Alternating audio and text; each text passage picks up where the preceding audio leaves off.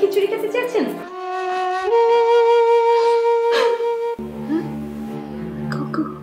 কয় না আমার এত বড় সর্বনাশ কে করলো?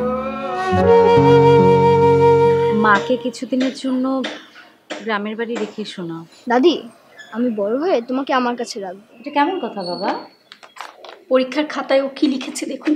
আমার বাবা মা আমার দাদিকে অনেক কষ্ট দেয়, ঠিক মতো খেতে দেন। আমি বড় হয়ে অনেক টাকা ইনকাম করে দাদিকে নিয়ে বড় বড় হোটেলে খাবো।